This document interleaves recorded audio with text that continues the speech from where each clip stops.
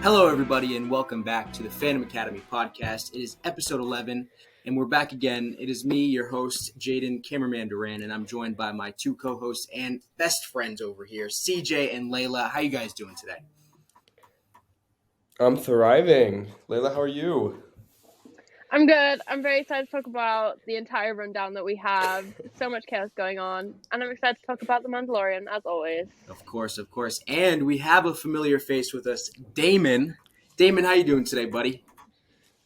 I'm doing great. I'm out of my corner. I am experimenting with other parts of this one-bedroom apartment. So, I have a window here. There's light outside. It's exciting. We love to see Yay. it. We love to see it. Okay, so we're going to get right into it because we have a lot to talk about. And first, we're going to get into the Marvel madness that has been taking over Twitter today and yesterday. The Agents of Fandom people, have brought together an amazing group of people to pretty much do an entire MCU draft. The draft concludes a leader, an Earthbound hero, a Spacebound hero, and a wild card. Currently, the teams are all over the place. Me, CJ, and Laila actually have a team. And CJ, why don't you guys get into my team real quick? Okay. Our team's going to win. It was draft day, and we decided as a team we were going to win Stan Twitter. We are winning this draft via Stan Twitter. So our team consists of our leader, Korg, the leader of many revolutions, our space hero, Harry Styles as Eros in Star Fox, our Earth hero, Florence Pugh as Yelena Belova, Queen! and our wild card all the way from H-Town, Texas, it's Megan the Stallion. That's so funny. We made a pact before this started to be as unserious in our picks as possible, and that is why we are going to win. Damon, this makes you visibly stressed. How do you feel about this? I'm worried about your team. Your No, team is no. not very good. Let's be honest. Your team is not win. very Name good. someone who could beat them. Anyone. No. Megan the Stallion solos. Anyone at this rate. You picked Megan the Stallion. Yeah. Yes. She beat someone, the frog dude or whatever. She didn't do anything. Yes, she did. She won in court. All she did was hired She-Hulk. That's all she did. Okay. And she won with that. I forget who she even beat. I thought this was a physical fight, not a court case. She just needs her hype up music. Body yada. Yeah. Play body yada yada. No one can stop her. She solos. That's so She funny. just twerks on everyone, and then we Yeah, win. that's what happens. She starts twerking, and like, say we're facing Kang the Conqueror. He gets distracted because Megan the Stallion twerking, right? And then you have Yelena and Korg from behind beat him up. And then we win. Harry Styles is just stood in the corner singing One on Sugar or something. He's like... He's the one singing Megan the Stallion song. Well, you guys did leave some heavy hitters on the table, so we'll see how it works out for you. Thank you. I appreciate that. So after that chaos, we did also get another trailer for Jedi Survivor, which I'm actually going to let CJ get into because that is his guy.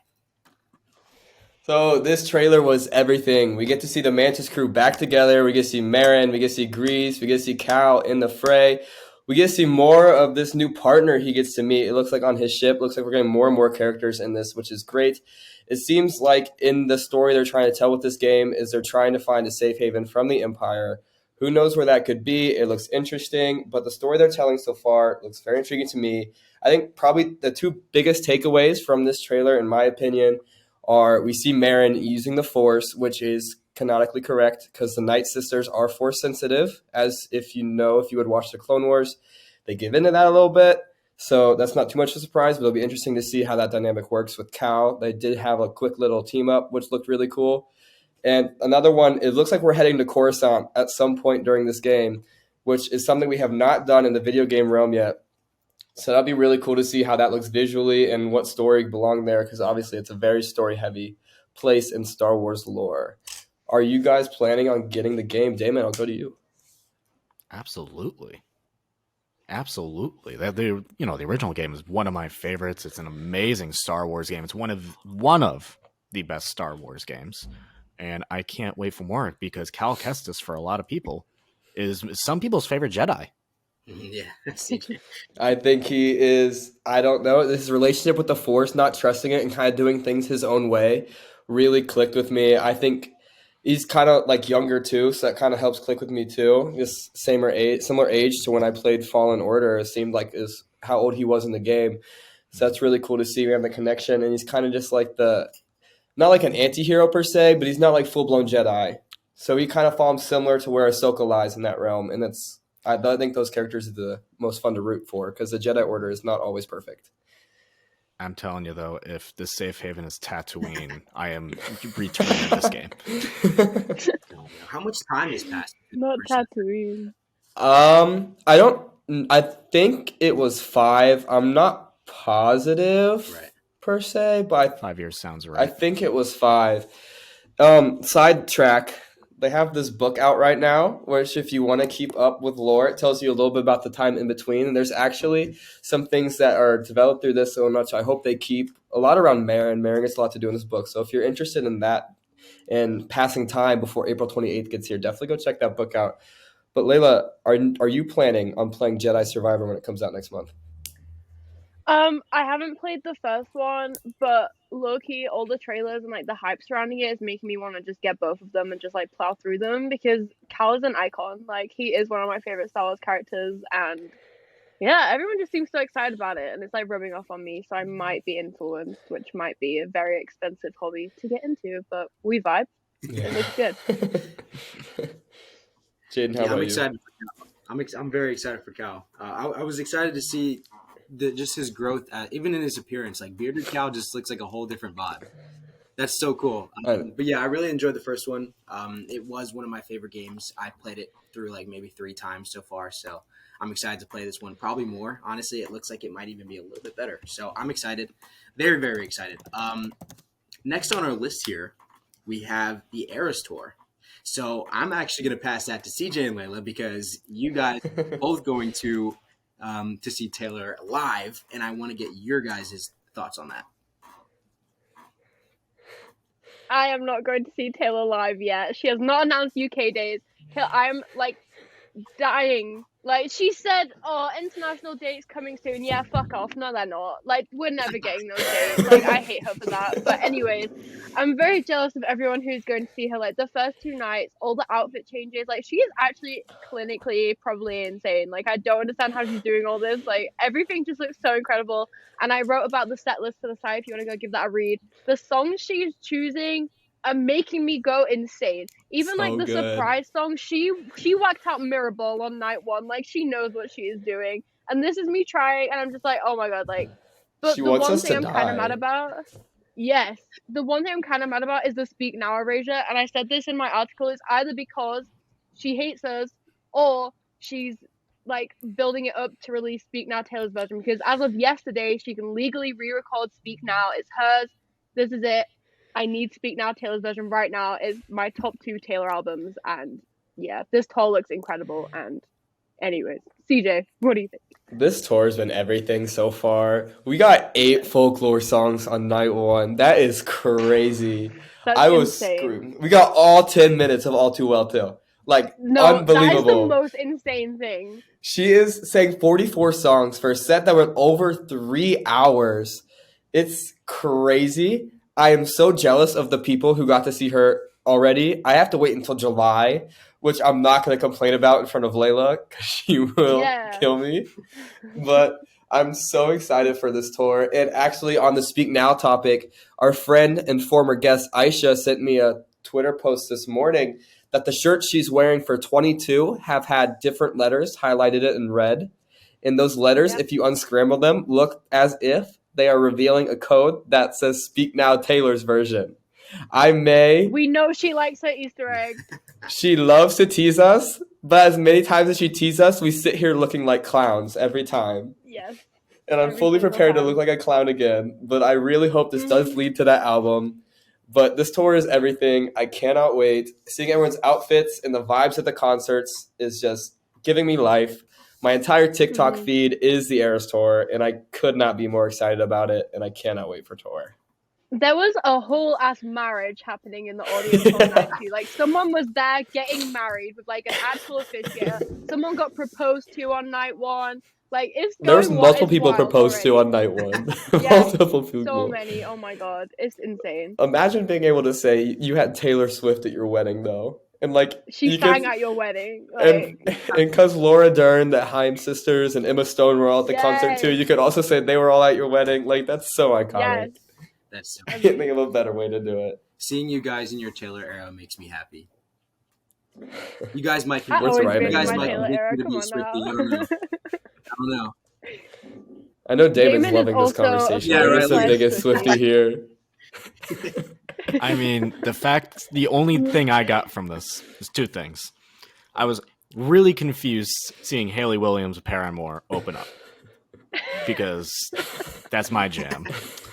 And then the second part of it, when J.J. Watt is in awe of Taylor Swift's stamina, that's when you know something impressive is going on. Yes. I'm low-key scared she's going to have You no heard it here energy first. by the Damon is time a- she is gets a to me in Swiftie. July. Damon is a Swiftie. You heard it here Nah, first. she will. No, Damon is so a Confirmed. Swiftie. He's just afraid to admit it, guys. If you're watching this, please go let Damon know on Twitter that you support him being a Swiftie, and you will be here with him on this journey into his Swiftie-dom. You'll accept him no matter what. The irony is, I remember when Taylor Swift was becoming a thing. This is well before Oh, your time. I was 4 when she released Debut. Oh, Yeah. my Lanta. You were born Swiftie season. That's why. Exactly. Exactly. I was raised on Taylor Swift. I remember getting my first Kids Yeah. Bop, and Back to December was on that album. Oh my god, yes! No. I remember that.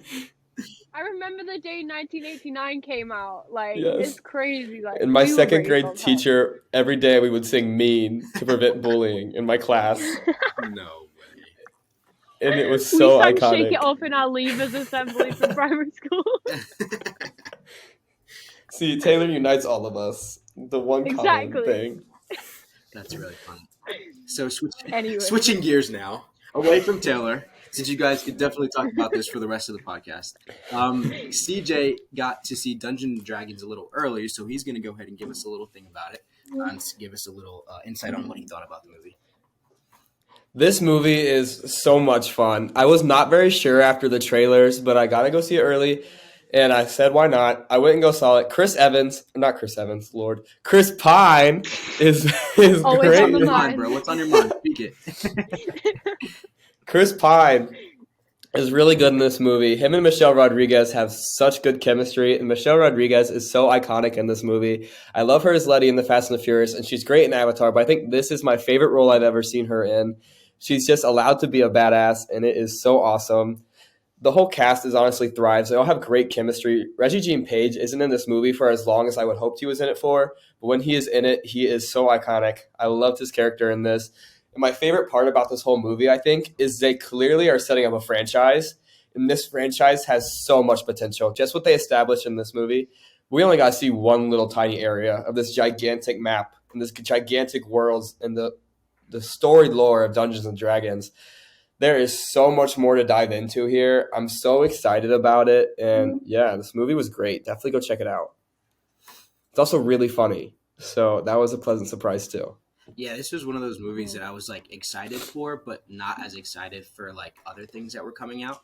Just because, like you said, the trailers are not as enticing as like the film might have been. So that's really exciting to hear.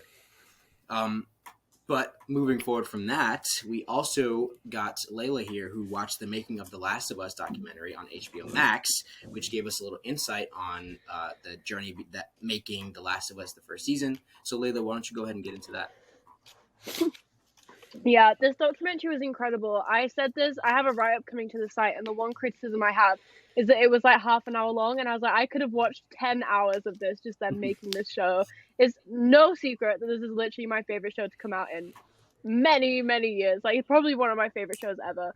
And just seeing, like, the interviews with the cast, like, Pedro and Bella did some great interviews. Ashley Johnson did an amazing interview where she was just boasting about Bella and how much of Ellie is in them already, and seeing Ashley like embrace Bella like that was incredible. And they spoke to Neil and Craig, the showrunners, and they just expressed their love and pride for the show, which was incredible. There was such a beautiful clip of Craig on the last day, him like wrapping the show, and he was crying, and everyone was crying, and it just had me crying. I was like, oh, this is so amazing. And they did some really cool features on the VFX crew and the special effects crew and the practical effects, showing like how they developed like the practical effects for like the bloaters and the clickers and things like that, and like the stages of infection and how they differed like the appearance of their skin after they got infected. It's so interesting, and I was literally in awe of the whole thing. I think I've watched it like 3 times since it came out in the UK yesterday. I know it's been out in the US for a few days now, but I only just got to watch it. But if you enjoyed The Last of Us and you want to know more the world behind it and how they built this from the game and the whole crew, the documentary is so incredible, and you will be like in awe from start to finish. Like, you will not be looking away because everything is just so intriguing and so interesting, and it's really incredible. And I did need hours of this footage because it was just amazing. Like, I can't like boast about it enough. It was incredible. Yeah, The Last of Us has been a wild ride, and the fact that they let us in even just a tiny bit into like the journey of creating such an amazing show is a lot. And I'm excited to watch it. I haven't gotten a chance to look at it yet, but it's definitely on my list, and it's definitely high up there. So I will be giving that a watch very soon. But speaking of Pedro, we got episode 3 of The Mandalorian, and this episode, my initial thoughts for the episode were that I was a little bit underwhelmed. There are certain things that I don't know. I think getting into this season, I was extremely hyped. I think the hype levels that I had for this were maybe a little too high, at least for off the jump. But upon my second watch, there were things that I picked up on and things that I enjoyed a little more upon the second watch. So, CJ, why don't you tell me what you thought about this episode? So yeah, initial reactions before I even watched the episode, I woke up on Twitter or I saw Twitter before I looked at the episode, and it was pretty negative. There wasn't a lot of like positive stuff on the timeline, so I went in with pretty low expectations. I actually didn't hate it. It's obviously it sucked. We didn't get a lot of Bo and Den. It wasn't heavy episode at all, which is weird considering how episode 2 ended. But like, this is kind of what the Mandalorian has been throughout. Like, there's been a lot of these like purely episodic journeys. I think for me, the weird thing about this episode is that the side quests we got seemed kind of out of the blue, and like it didn't really connect to anything that we were currently doing with Den and Bo. So I'm sure it will eventually, because there's usually a plan with Star Wars. But for this episode, it didn't really make sense for me. But I think the story they told was okay. I enjoyed seeing Coruscant and stuff like that. So Yeah, that was one of the things that I had a problem. And I guess not really a problem with. It was just like it didn't make sense to me. But like after watching it the second time, like knowing that's what was happening and just enjoying it for what it was and what we got, I was able to say, "Oh, okay, this is fun." I actually really enjoyed seeing Doc Pershing back. He seemed like he's definitely in a much cooler role now than he was. But Laila, what did you think? I disagree with everything that everyone is saying on Twitter. I disagree massively with Adam's review that he did for the side because it was so negative. I loved this episode so much. The whole thing about The Mandalorian is its storytelling and its world building. And every other episode like this we've had has led to something. And this just leads me to think, like, what the hell is going on? Like, why is one of Moff Gideon's ex-officers a spy in this program? Like, what is going on? Like, I am convinced that... Okay, well, we'll get into theories in a bit, but I really enjoyed this episode. Obviously, I would have loved to see more Din and Bo because this is what the whole story is about, but I do love the world-building aspect of The Mandalorian. That's why it's one of my favorite Star Wars things ever. Just the world-building and the story that they're telling in the way that they're telling it. I love it so much. And this is a great episode. And people were comparing it to Andor in kind of like the vibes, and I agree with that so much. Andor is one of the best things Star Wars has ever put out. And The Mandalorian is also up there. So this was everything for me. I love this episode so much.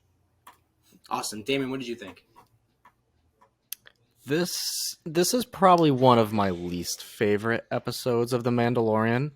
And that's just because The Mandalorian traditionally, the last 2 seasons, what we've been accustomed to is a lot of people equivalent to like that Saturday morning cartoon. You can go and you can watch an episode, it tells a story, bing to boom. And then eventually towards the end of the season, whatever story they were trying to tell starts to wrap up there. But it's a very self-contained. This episode starts off obviously like 5 minutes of Din running away. We cut to Coruscant. First of all, seeing Coruscant right now is freaking awesome. Yes. That was like, the second I said Coruscant, I was like, all right, cool. I'm in on this. Then 20 minutes passed. And I'm like, okay, we're still here. Another 10 minutes passed. And I'm like, all right, we're still here. We're still here.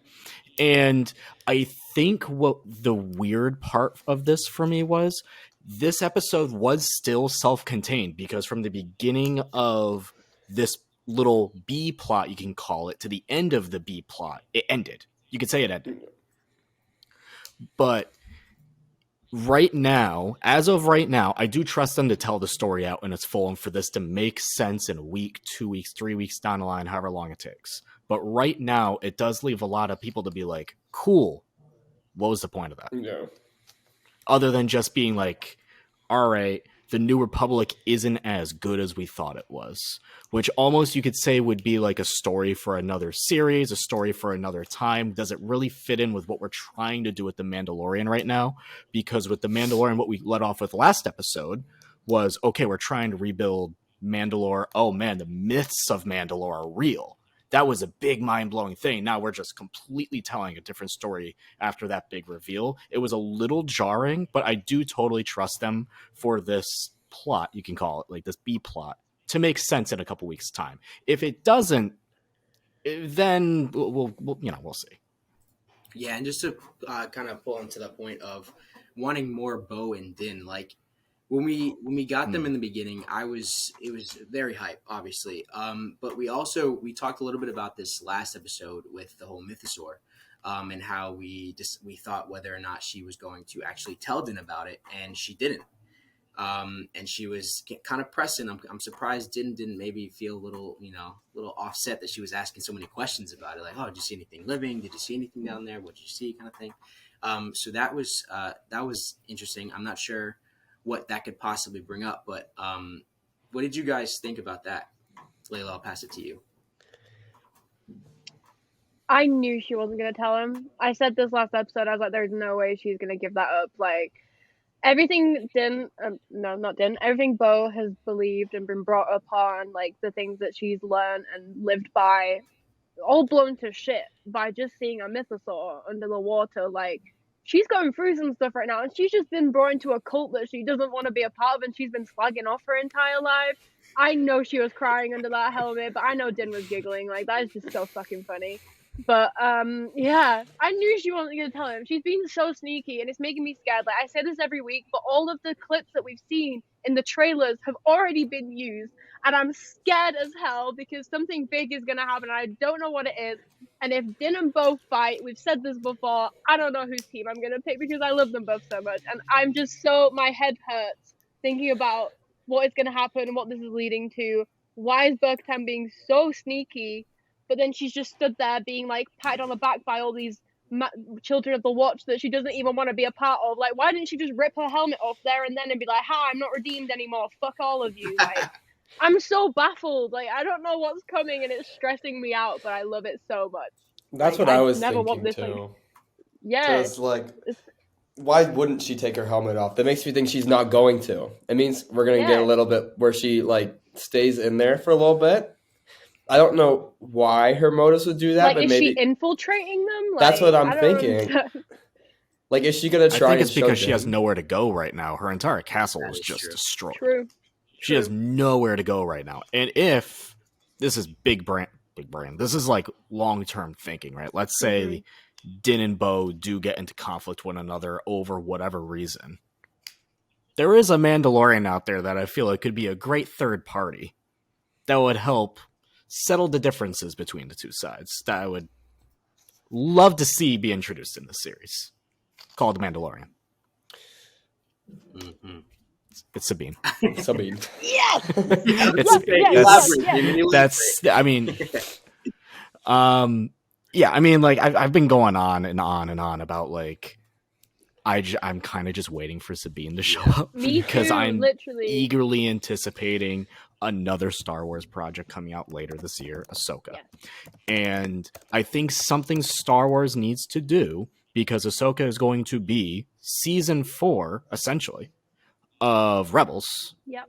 They need to introduce these characters to the live action fans ASAP. They need to Yep. tell those stories ASAP. They cannot expect every single fan to go in and watch every animated show there is. It's where a lot of people missed out on Cad Bane moments. It's where a lot of people missed out on even knowing who Ahsoka is in the first place. And maybe some of them did end up going back watching the animated shows, and A+, that's awesome. That's what we want to do, but not everyone's going to do that. So if you're going into that show, you're going into those projects, you need to introduce those characters. Mandalorian Season 3 is the perfect opportunity to introduce Sabine, while bringing back Ahsoka in to wrap her up to say, she's with me. Yeah. And if these two are going to fight, there's the person who once wielded the Darksaber, who doesn't follow the way, Exactly. and is a rebel, ironically, on her own. And how can you get these two ideologies to go together to fight for Mandalore? Because that's what she always wanted in the first place. Mhm. She's the character to me that needs to show up to like help push things and weave things forward. So true, Damon. Absolutely. I feel like we've been waiting for like the Rebels to start trickling in for so long now, and it's just like Damon said, I feel like this would be the perfect opportunity to really start getting that in here. But if that's We have a casting for that, right? what we do, Yeah. We do. oh, we love to hear it. Oh. Yeah, that was been announced. Was it a Star Wars Celebration? Was it Yeah, when they and brought then Star out? Wars- Yeah. Yeah, when they brought out Chopper, the live action Chopper. I remember that now. There's Very vaguely, but I also remember that now. an Ahsoka panel at Star Wars Celebration this year, which is coming before the show comes out. It's actually in a few weeks. So I'm so intrigued as to what they show at that panel. I've applied to be in there, so hopefully we get in there, we get some live tweets. It'll be great. I'm so excited for that. Oh, you'll get some good footage. And they casted that's for sure. Mary Elizabeth Winstead as Hera, right? Yeah, That's the rumor. I think so. That was the rumor. Yeah. Yeah, Which would be that would be iconic. great. That would be 'cause I love so her. good. Yeah. That would be pretty great. So what are you guys' favorite moments from this episode? CJ, I'll pass it to you.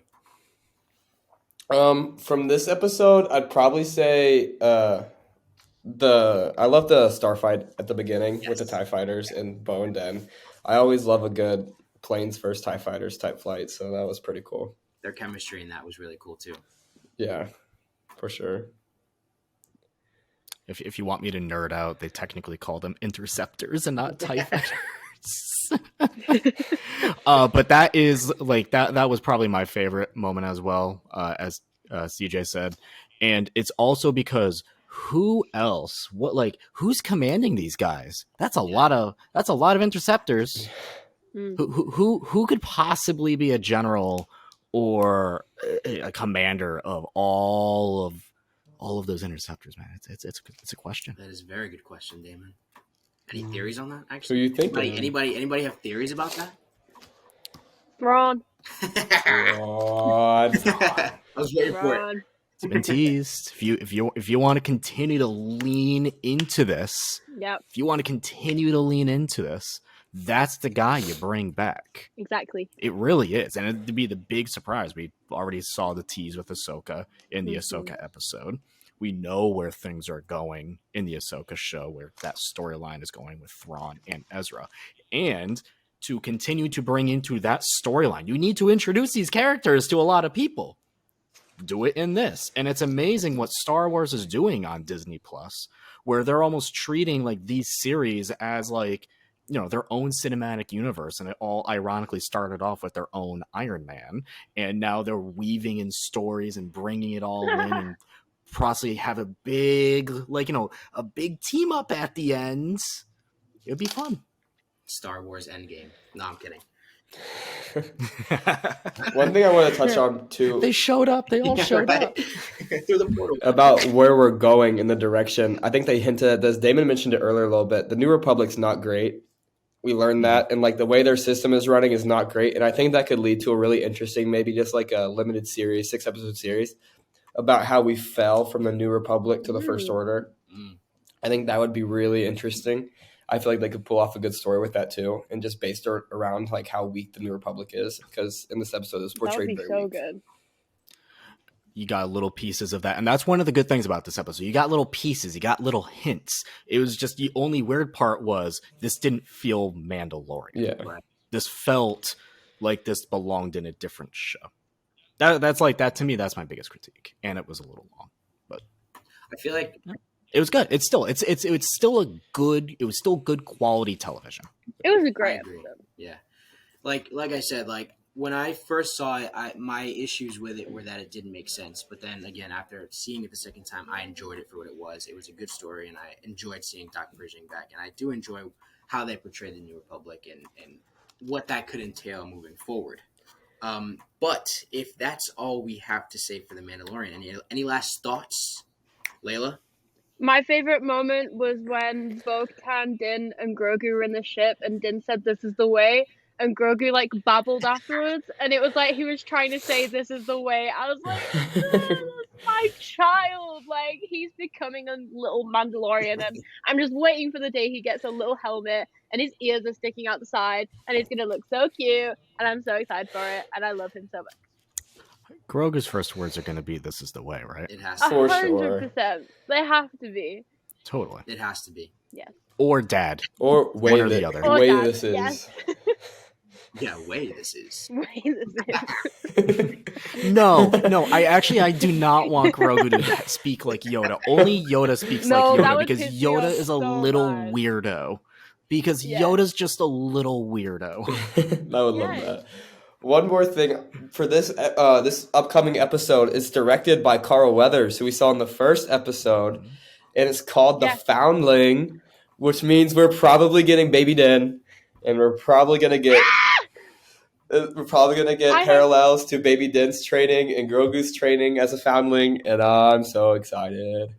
Yes, I tweeted about this. I was like, it's going to be a whole episode of flashbacks of Din, and it's going to show him being trained as a little Mandalorian foundling, and Grogu's now a Mandalorian foundling, so it's going to show Din teaching him in the same way that he was, and it's just going to be the cutest fucking thing, and I need a young Din back in my life, and it's just going to make me cry, and it's going to be my favorite episode ever. At least I hope that's what it's going to be. If it's not this now, I'm going to look like an actual idiot, but I really hope that's what it is.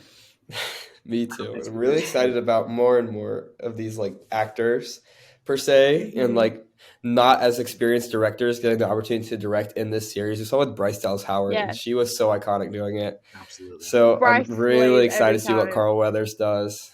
And so to excited. expand on that a little bit, this weekend we are going to the Cleveland Fan Expo, and he's supposed to be there, right? Yep. Okay, so I said no interviews though. no sadly. interviews. Oh, Sadly. Ooh. that sucks. That sucks. Ask Anyway, him so if I we can have still get a Pedro's chance to see number. I'll just steal his phone, Layla. I got you. him. Just get his phone. Just find Pedro's number, and I will be forever happy. There we go. Take it and run. I'll distract him. You would be blocked within 10 Yeah. minutes of having Pedro's number. I will. 10 minutes, I think, is like actually That's- quite high. That's That is generous. a long Yeah. time. Over under 2.5 minutes. She'd, 90 seconds. she'd be like, "Hi, my name's Layla," and then immediately get blocked. Not delivered. He's like, "I've seen your Probably, Twitter." like, recognizes me from Twitter. I've seen it. Not this bitch again. Okay, so who here has seen Shazam 2? Me. DJ's seen it. Layla's seen it. Damon, you've seen it too. Awesome. So we can get into spoilers. I love this movie. I went into it not thinking that I was going to love it the way that I did. I think there was just factors around it, like the whole Zach Lover thing that we won't get into, but just like, I don't know, there's things that I loved it. Jack Dylan Grazer was one of my favorite parts of this movie. He was so funny. He was such a great performance. And yeah, this was a great movie. What are your guys' initial thoughts for the movie? CJ, I'll pass it to you. So I love Shazam. I saw it Saturday, so I'd seen like The Mandalorian. I saw the negative stuff going into it, but I was like, what could they have possibly done that didn't happen in the first one that made this one so terrible? And so I was really confused. I went and saw it, And it's very similar to the first one. It has the charm that everyone loved. I think this villain is probably better in the first one. I enjoyed them more than I did the first one. So I'm confused on a lot of the negative energy towards this movie because I really enjoyed it. I thought Lucy Liu, who is, I know from Set It Up, go watch Set It Up, one of Glenn Powell's Yes. best movies. Go check it out. But she's so good in this movie. She stands out. Her and Helen Mirren were so iconic. They were great. And I really, really love the Shazamly so much. I'm going to be so sad this is the last time we see them, especially when they're all in their kid form. Their chemistry is insane. None of them have bad chemistry. They all feel like an actual family, like actual brothers and sisters. I feel like out of the Shazamly, Mary Marvel stood out quite a bit for me in this one. I loved it. And when she came in the scene and she was hungover with the sunglasses, I was crying. I thought that was hilarious. And Darla, who's an innocent child, is like, "You made friends with the eye doctor?" And that sent me. Like, that was so good. I thought that Rachel Zegler's role in this movie was really good. Seeing her as Anthea was really cool. So I hope we see more of her because she's one of the best young actors in the game. So I can't wait to see what more she does. But I agree with you. I really like this movie, and I would totally go see it again. Absolutely. Laila, what did you think? I love a good unserious movie. Like, it was so, I love the vibes of it. Like, we were talking about this before, but one of my favorite DC films is Wonder Woman 1984. Like, the most unserious movie that there is. Like, I loved it so much. There were so many moments that had me laughing. Like, I don't understand the negativity at all. Like, people just hate fun these days. Like, they expect superhero movies to be like these serious movies where like there's a big battle and everyone's getting whatever. No, this was so much fun. I love a fun movie. I loved it so much. Rachel Zegler was incredible. She was probably my favorite part, and Jack Dylan Grazer as well. They were amazing. Yeah, I loved it a lot. It was great. I definitely want to watch it again. I don't understand the hate at all.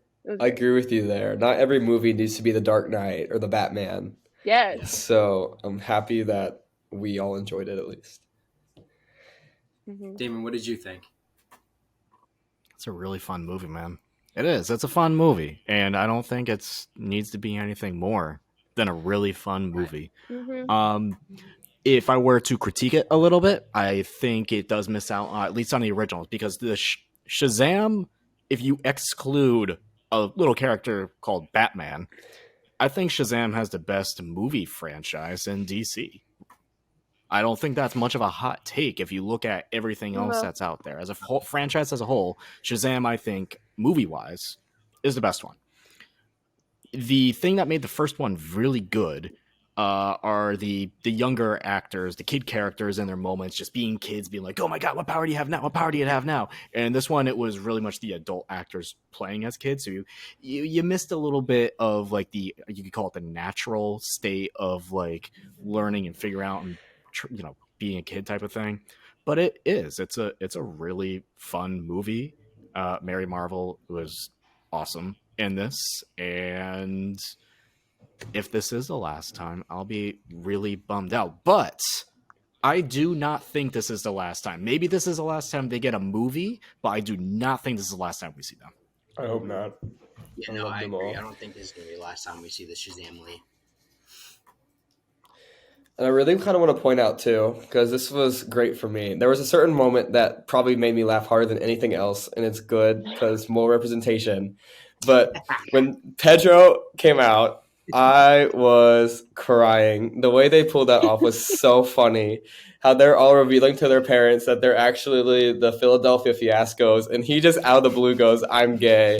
That was so funny, and I'm so glad because this movie is geared towards kids too. So seeing more gay representation and stuff like that in these kids' movies is so important. So seeing that is so cool. I wanted to highlight that because it was a great moment. Yes. You made a great point because it's a movie for families. It's a movie for kids. It's a movie for everyone, right? Mm-hmm. Not everything needs to be rated R, murder, anger, dark, broody. Like, this is fun. It's freaking Shazam, guys. Like, the whole idea of the superhero. It's a kid pretending to be like, it's a kid who says Shazam and becomes like a Superman quote unquote type character, right? Like, it's ridiculous. It's silly. let the silly jokes in this movie live. Right. Because that's what makes it fun. And for such a fun-hearted movie, another thing I want to point out, there was a lot of like brutal deaths in this. Like some people were going through it. Like the one with the principal, The citizens? where the principal just walks off the roof. I was like, what? And then you hear the What thud the- too. I was like, what? I was like in shock. And then the poor citizens, when those monsters started appearing, they were going through it. They were just getting flung around. woman? Yes. They were just going through it, So man. good. I honestly cannot think of a movie where the random NPC civilians went through more than in this movie. Because, man, they went through it. No, they did, and that's actually that was one of my favorite scenes, like the opening scene with the Daughters of Atlas and them going through the museum and kind of like literally piecing everybody in that room. It was so funny, but it was also just like it was cool to see them like right off the bat show them like they're not playing around. They're very serious about what their goals are, and to throw that into such an unserious, fun movie, I think was like a very good balance, and that was something that I really enjoyed. Laila, what's your favorite moment from the movie? Definitely the Pedra coming out. That just had me cackling. Like, that was so funny. That was definitely just like the unseriousness of it, and like the I don't know. It was my favorite. It was so funny. I just love this movie so much. Like I want to go watch it again right now. Like I laughed so hard. It was so good. What about you, Damon? I think just the family aspects of this movie. Every time that they were just together as a family, the parents, the kids, whatever, whether in the adult or kid form, that's when this movie clicks the best. And then without, I don't know how spoilery we're talking just yet, but there is one moment I wish get wasn't into in the that in trailer. one Spoiler second. warning. Yeah. for Shazam, Okay, Fury of we'll the get into Gods. spoilers now. Spoiler warning: if you didn't see it, come back later. I am so okay. Like Warner Brothers, we need to sit Let down. him cook. All right, let's sit down. David Let's sit down. Rance. Yeah. You about to eat? You have an opportunity here to get people excited about something new, right? And I understand there's a lot of negativity going into this movie, going into just DC as a whole. That some is needed, like none of it is needed. Like everyone's just going into the movie to have fun, but like some is justified from previous movies, whatever. People are going to see this movie anyway. Maybe not as many as originally were intended, but people are going to see this movie. I was going to see this movie opening weekend. Yeah.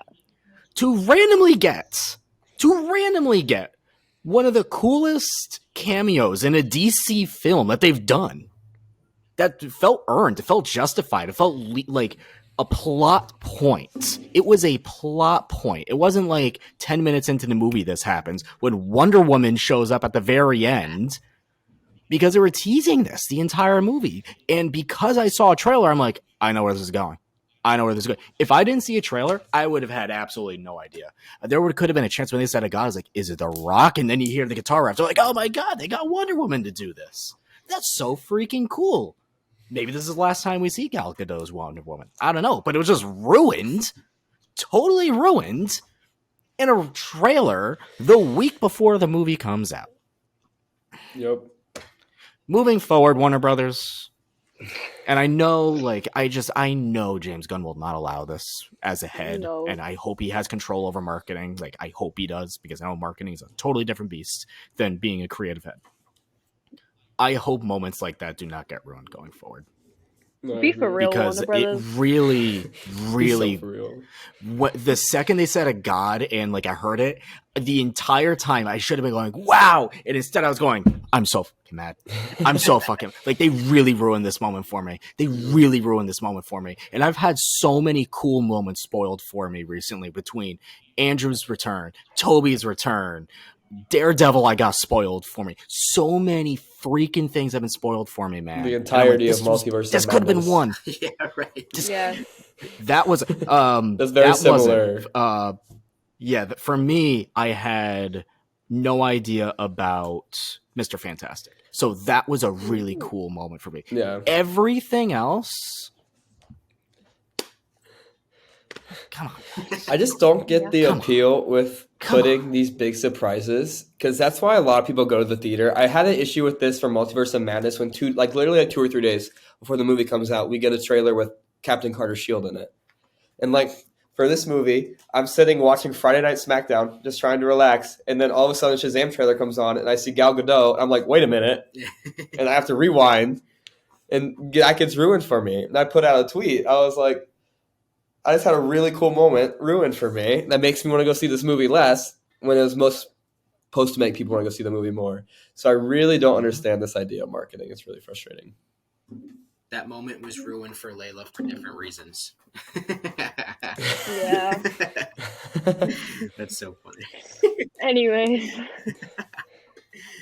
So now that we're kind of running out of time, I do want to touch on the post-credit scenes.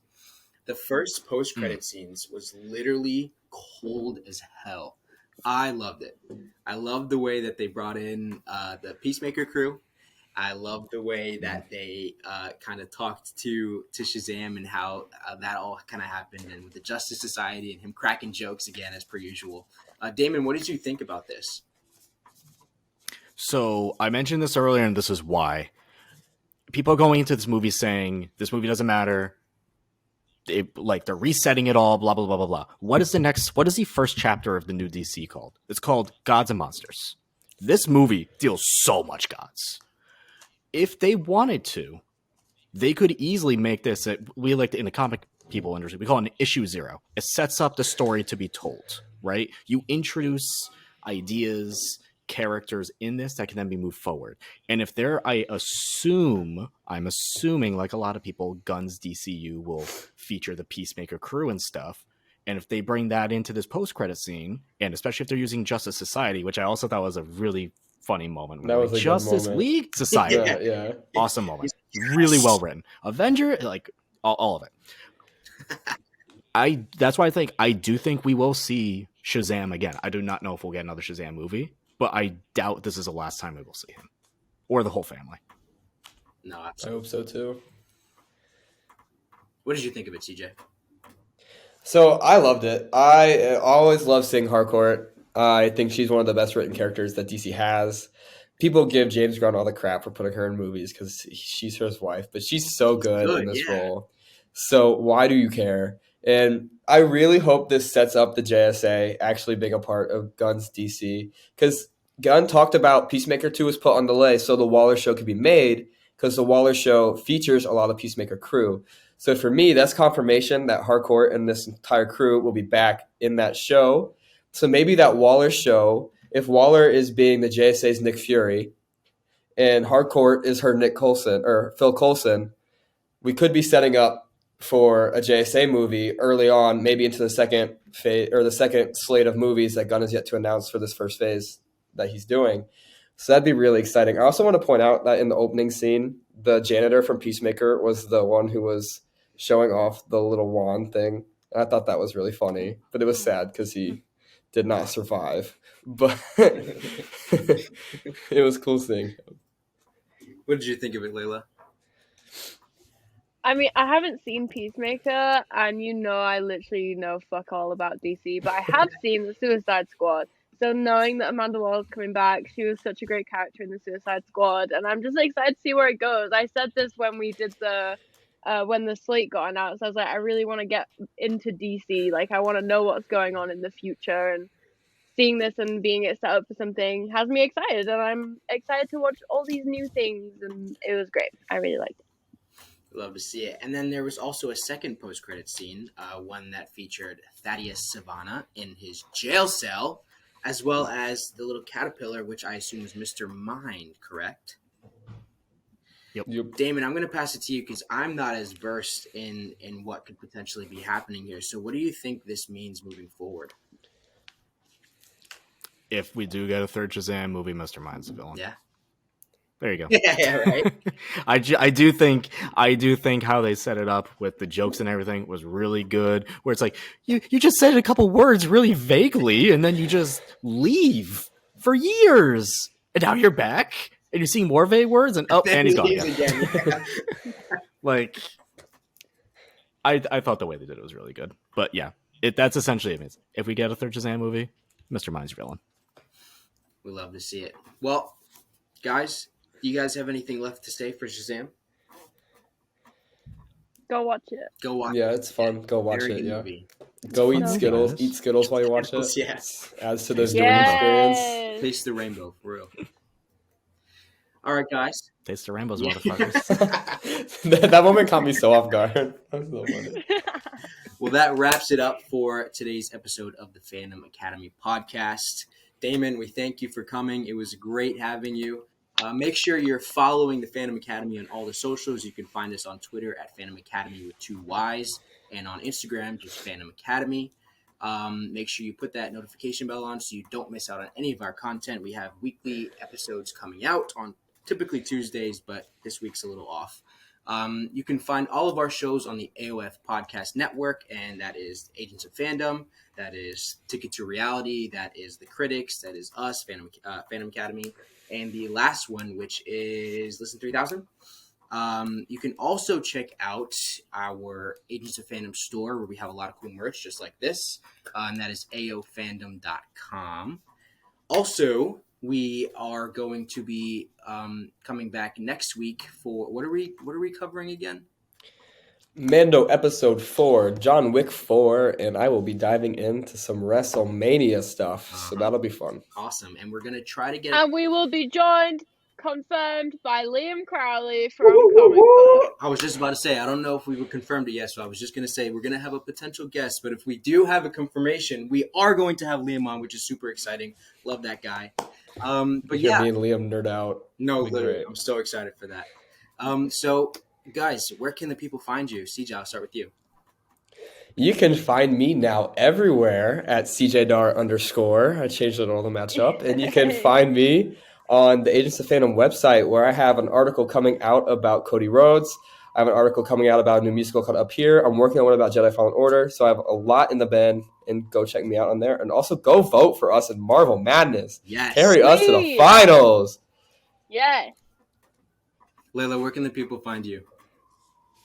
You can find me on all socials at Falcons Match. I have a lot of pieces on the site right now. Recently, I'm currently writing about the making of The Last of Us. I have a Taylor Swift piece that came out yesterday. I have some Mando stuff going on. It's going great. So you can go find all my work on the site.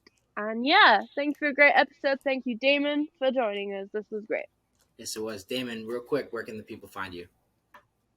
People can find me on Twitter at Damon Tweets. You can find me on TikTok, so long as it still exists, at Damon Talks Comics. You can find me on YouTube on the Agents of Fandom YouTube page. For the Comic Corner, we have interviews with a bunch of comic creators, comic fans. We did one with Kelly Thompson, whose Captain Marvel run is coming to a beautiful finale at 50 issues. So go check that out. And you can find me on the website, where I review a comic every week and do comic reviews and Avatar: The Last Airbender, all of it. No, for real, you all. These guys have been killing it. If you're not checking out your stuff, I don't know what you're doing. These guys have been killing it. They're coming out with great content. But you guys can find me at Jaiden CM Duran on pretty much everything, all socials. And yeah, it's been a great episode. Damon, again, thank you for coming on, dude. It's been great. Thank you, Thank you, Damon. David. Anytime. All right, guys. Until next time.